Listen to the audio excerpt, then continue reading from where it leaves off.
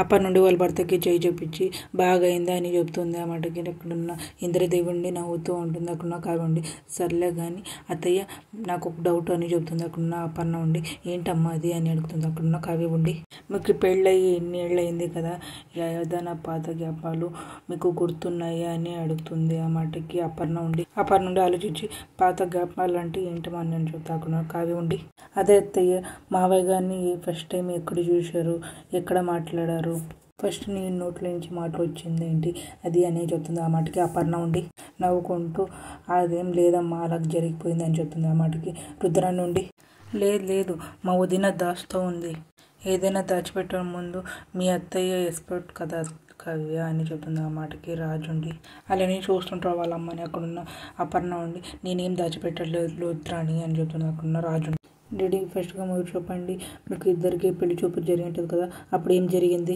అపర్ణ భర్త ఉండి సరిపోయిందిరా అప్పుడు పెళ్లి చూపురా పాడా నాన్న మీరు చెప్పండి అని చెప్తుంటాడు. అక్కడున్న రాజు ఉండి వాళ్ళ తాతయ్య వైపు చూసుకుంటారు. అక్కడున్న వాళ్ళ తాతయ్య ఉండి ఆ రోజుల్లో పెళ్లి చూపులు అంటే లేవురా అని చెప్తూ ఉంటాడు. ఆ మాటకి కావ్య ఉండి తాతయ్య గారు ఇది అన్యాయం, పెళ్లి చూపులు లేకుండా ఒకరికొకరు మాట్లాడకుండా అత్తయ్య గారిని మావయ్యకి ఇచ్చేస్తారు, ఇది టూ మచ్ తాతయ్య గారు అని చెప్తుంది. అక్కడున్న వాళ్ళ తాతయ్య ఉండి అక్కడున్న తాతయ్య నవ్వుతూ ఉంటారు. అక్కడున్న ఇంద్రదేవి కూడా నవ్వుతూ ఉంటుంది.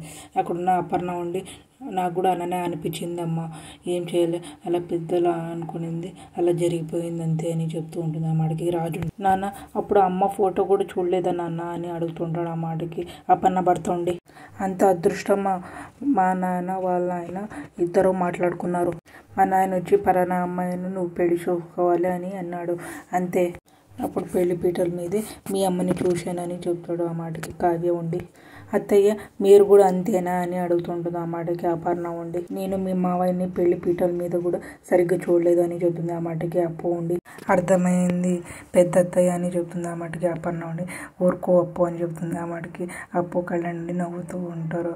అక్కడున్న కావ్య కూడా నవ్వుతూ ఉంటుంది. అక్కడున్న ప్రకాశం భార్య కూడా నవ్వుతూ ఉంటారు. అక్కడున్న రాజుండి బ్యాడ్ వెరీ బ్యాడ్ అని చెప్తుంది. అక్కడున్న కావ్య ఉండి మీకు ఆ రోజు పెళ్లి చూపులు జరగలేదని మీరు డిసప్పాయింట్ అయ్యారు కదా అత్తయ్య, ఇన్ని రోజు డిసప్పాయింట్ అయ్యింది, ఈ రోజు ఫుల్ స్టాప్ పెట్టాల్సిందని చెప్తుంది. ఆ మాటకి అపర్ణ ఉండి అర్థంగా కాలని చూస్తుంటుంది. అక్కడున్న అపర్ణ భర్త కూడా చూస్తూ ఉంటాడు. అక్కడున్న రాజు కూడా చూస్తూ ఉంటాడు. అక్కడున్న అప్పు కళ్యాణ్ కూడా అలానే చూస్తుంటాడు కావ్య వైపు.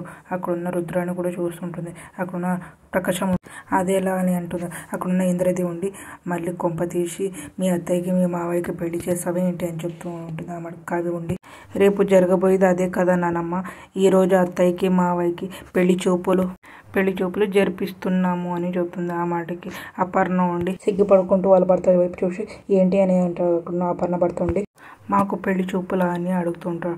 అక్కడున్న కావ్య ఉండి అవును మావయ్య గారు ఏమండి మీరేమంటారు అని అడుగుతుంటుంది. అక్కడున్న రాజు ఉండి ఐడియా సూపర్ అని చెప్తుంది. అక్కడున్న కావ్య ఉండి తాతయ్య మీరేమంటారు అని చెప్తే సూపర్ అమ్మ అని చెప్తుంది. అక్కడున్న కావ్య ఉండి అత్తయ్య ఈరోజు మా పద్ధతులలో మీకు పెళ్లి చూపులు జరగపోయాల్సింది, మీరు మాట్లాడాల్సింది అని చెప్తుంటుంది. ఆ మాటకి అపర్ణ నుండి సిగ్గుపడుతూ వాళ్ళ భర్త వైపు చూస్తూ ఉంటుంది.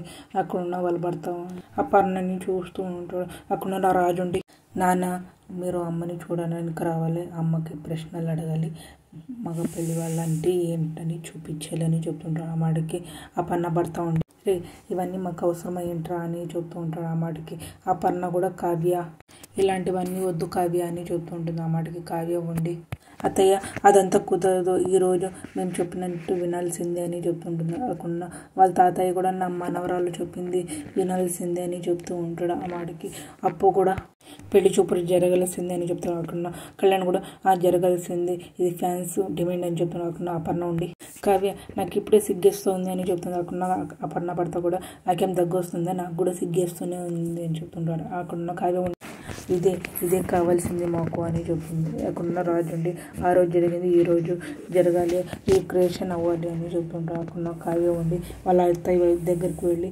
అత్తయ్య మీరు రండి అని పిలుచుకొని పోతూ ఉంటుంది గదిలోకి. అక్కడున్న రాజు కూడా పిలుచుకొని పోతుంటారు మెట్ల పైన మీద.